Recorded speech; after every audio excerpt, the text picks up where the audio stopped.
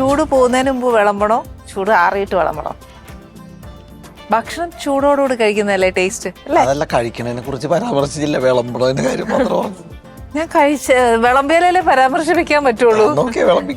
വിളമ്പട്ടെ? അത് വർത്താനം പറഞ്ഞിട്ട് വിളമ്പണം.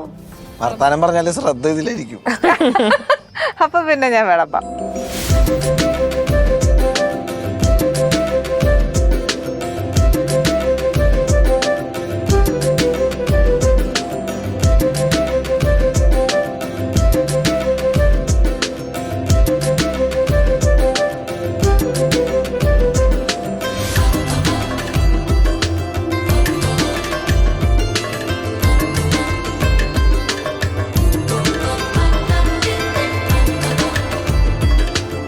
ചേച്ചി കഴിക്കണല്ലേ? ഇല്ലയോ?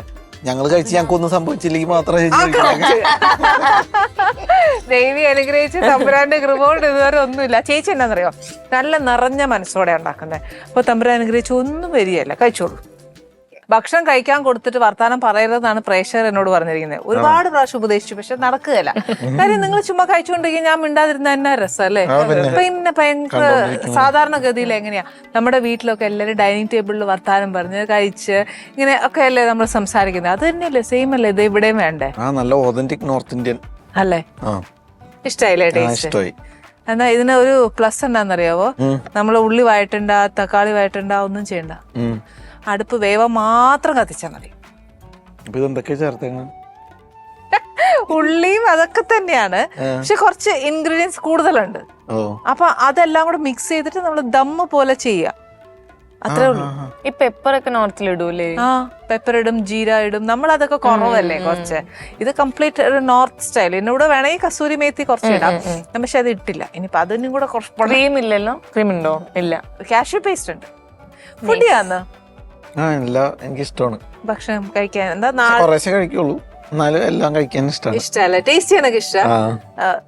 പല ഫ്ലേവേഴ്സ് നമുക്ക് ഇഷ്ടമാണ്. ഏതാ ഫേവറേറ്റ് ഫുഡ്? ഇപ്പൊ പറയത് ഫ്രൈഡ് റൈസ് നൂഡിൽസ് എന്ന് പറയുന്നത്.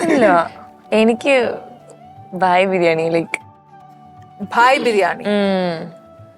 I'll try next time. എന്റെ പ്രേക്ഷകർ ഇത് കേൾക്കുന്നുണ്ടെങ്കിൽ എനിക്കറിയത്തില്ല, പക്ഷെ ആർക്കെങ്കിലും അതിന്റെ ഒരു കറക്റ്റ് ഒത്തന്റിക് റെസിപ്പി അറിയാമെങ്കിൽ ഒന്ന് ഷെയർ ചെയ്യണേ.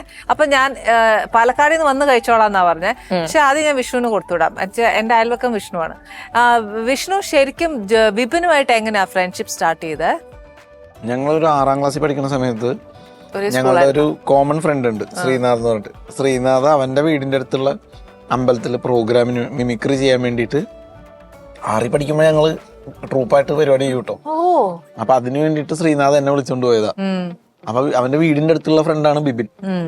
പറഞ്ഞടാ, എന്റെ വീടിന്റെ അടുത്ത് ഒരു തന്നെ ഉണ്ട് ബിബിൻ എന്ന് പറഞ്ഞിട്ട്, നമുക്ക് 3 പേർക്കും കൂടി സ്കിറ്റ് ചെയ്യാന്ന്. ഞാൻ പറഞ്ഞു ഓക്കെ. അങ്ങനെ ഞങ്ങള് ആദ്യമായിട്ട് പരിചയപ്പെടുന്നത്. പിന്നെ അന്ന് മുതൽ പ്രോഗ്രാമുകൾ ഒരുമിച്ച് കുറെ ചെയ്തിട്ടുണ്ട്. അന്ന് തുടങ്ങിയ ഫ്രണ്ട്ഷിപ്പാണ്. അപ്പൊ എന്നും ഇതിലേക്ക് സിനിമയിൽ എത്തണം എന്നുള്ളത് രണ്ടുപേരുടെ ആഗ്രഹം. സിനിമയിൽ അഭിനയിക്കണമെന്നുള്ളതാണ് രണ്ടുപേരുടെ ആഗ്രഹം. പിന്നെ ബിബിൻ BC നൗഫലിക്കയുടെ കൂടെ വർക്ക് ചെയ്തിട്ടുണ്ട്. പുള്ളിയുടെ പ്രോഗ്രാമിൽ സ്ക്രിപ്റ്റ് ചെയ്തിട്ടുണ്ട്, അതിൽ അഭിനയിച്ചിട്ടുണ്ട്. നൗഫലിക്കാണ് നമ്മളോട് പറയണത്, നിങ്ങളൊരു പണി, നിങ്ങളുടെ സ്കിറ്റ് എഴുതുമ്പോൾ പോലും അതിനൊക്കെ ഒരു സിനിമാറ്റിക് പരിപാടി ഉണ്ട്. നിങ്ങളെ വെച്ചിട്ടൊരു സിനിമ എഴുത്, ഞാൻ പ്രൊഡ്യൂസ് ചെയ്ത് ഞാൻ ഡയറക്റ്റ് ചെയ്യാന്ന് പറയും. അപ്പം ഞങ്ങൾക്ക് ഭയങ്കര, അങ്ങനെയാണ് ഞങ്ങൾ എഴുതാൻ തീരുമാനിക്കുക. അല്ലെങ്കിൽ നമ്മൾ സിനിമ എഴുതുന്നതിനെ കുറിച്ച് ചിന്തിക്കില്ല. അപ്പൊ നൗഫലൊക്കെ പറഞ്ഞതിന്റെ പേരിൽ ഞങ്ങൾ എഴുതുന്നു. പക്ഷെ എഴുതി സ്ക്രിപ്റ്റ് കംപ്ലീറ്റ് ആയ സമയത്തേക്ക് മറ്റേ സാറ്റലൈറ്റിന്റെ ഒക്കെ ഇഷ്യൂ വന്നു. ഏത് പടം അനൗൺസ് ചെയ്യുമ്പോഴേക്കും സാറ്റലൈറ്റ് ചാനലിൽ നിന്ന് മേടിച്ചിട്ട് പിന്നെ പടമൊന്നും ചിലപ്പോൾ നടക്കില്ല, ആ കാശ് ചാനലിന് നഷ്ടമാവും. പിന്നെ പടം ഓടിയില്ലെങ്കിൽ ചാനലിൽ അത് നഷ്ടമാണെന്നൊക്കെ പറഞ്ഞിട്ട് ഇനി പടം ഇറങ്ങിക്കഴിഞ്ഞാൽ സാറ്റലൈറ്റ് സെല് ചെയ്യാൻ പറ്റുള്ളൂ എന്ന സ്റ്റേജ് ആയപ്പോൾ അപ്പോഴാണ് ഞങ്ങളെ വെച്ചിട്ട് അപ്പൊ നൗഫലിക്ക് പറഞ്ഞ് സാറ്റലൈറ്റ് കാര്യമൊക്കെ ഇങ്ങനെയാണ്, അപ്പൊ എന്താ ചെയ്യാ. അപ്പൊ പിന്നെ അതിങ്ങനെ നടക്കാതെ അതിങ്ങനെ ഇരിക്കും. അപ്പൊ ഞങ്ങൾ ആ സ്ക്രിപ്റ്റ് ഷാജോൺ ചേട്ടനെ വായിച്ച് കേൾപ്പിച്ചിട്ടുണ്ടായിരുന്നു. അത് വന്നിട്ടുണ്ട്. അത് ഇപ്പൊ നിങ്ങൾ എടുത്ത പടത്തിൽ ഏതെങ്കിലും ഒന്നാണ്? അതാ ഞാൻ പറഞ്ഞു വരുന്നത്. ഷാജോൺ ചേട്ടൻ ഇത് കേട്ടിട്ട് ഷാജോൻ ഇഷ്ടമായി. പക്ഷെ ഷാജോൻ ചേട്ടൻ പിന്നീട് ഒരു സംസാരത്തിന്റെ ഇടയിൽ നാദർഷിക്ക എടുത്ത് പറഞ്ഞാണ്, ഇവന്മാരെ നല്ലൊരു സ്ക്രിപ്റ്റ് ഉണ്ട് ഇക്കാന്ന് പറഞ്ഞപ്പോ നാദർഷിക്ക നമ്മളോട് അതെന്താണ് ആ സ്ക്രിപ്റ്റ് എന്ന് ചോദിച്ചു. അങ്ങനെയാണ് അത് കേൾക്കണതും ശരിക്കും ഞാൻ ഈ ഒരു അമർ അക്ബർ ആന്റണിയുടെ ഇതിനെപ്പറ്റി കേൾക്കുന്നത് ശരിക്കും ആൽവിൻ ആന്റണിയുടെ ആൻചേട്ടനാണ് അവരുടെ പ്രൊഡക്ഷൻ അല്ലേ. അപ്പം അതെന്നോട് വന്ന് പറയും എപ്പോഴും ഞങ്ങളുടെ നിങ്ങളുടെ പഴയ കല്യാണ കഥകളൊക്കെ പറയും. ഞങ്ങളുടെ ശരിക്കും ഞങ്ങളുടെ ഒരു കൂടപ്പുറപ്പ് തന്നെയാണ്, അത് പറയാതിരിക്കാൻ പറ്റിയല്ല. വിഷ്ണു ഈ മിമിക്രി എല്ലാം ചെയ്യുന്നു, അതായിരുന്നു ഇഷ്ടം, കലയോട് അതായിരുന്നു ഇഷ്ടം. ഇതല്ലാതെ വേറെ എന്തെങ്കിലും ഒരു ഇഷ്ടം ഉണ്ടായിരുന്നു? വേറെ കുറെ പെൺപിള്ളേരോടൊക്കെ ഇഷ്ടം തോന്നിയിട്ടുണ്ടല്ലാതെ വേറെ ഇഷ്ടം വേണ്ട, ഇനി എനിക്ക് അറിയണ്ട, എനിക്ക് ഒരു എക്സ്ട്രാ അറിയണ്ട. മോക്കോ? Apart from acting modelling. Modelling ഇഷ്ടമാണ് എനിക്ക്. ഇപ്പോ ഞാൻ ചോദിക്കുന്നില്ല, സ്വന്തം ഇഷ്ടം പറഞ്ഞോ. എനിക്ക് റീസെന്റ് ഇപ്പൊ പെയിന്റ് ചെയ്യാൻ ഒരു ഇഷ്ടം വന്നിട്ടുണ്ട്. ഞങ്ങളുടെ വീട് പെയിന്റ് ചെയ്യാറായിട്ടിരിക്കുന്നു. എടുക്കുന്നില്ല. ഏതാ മ്യൂറൽ പെയിന്റിങ്സാ?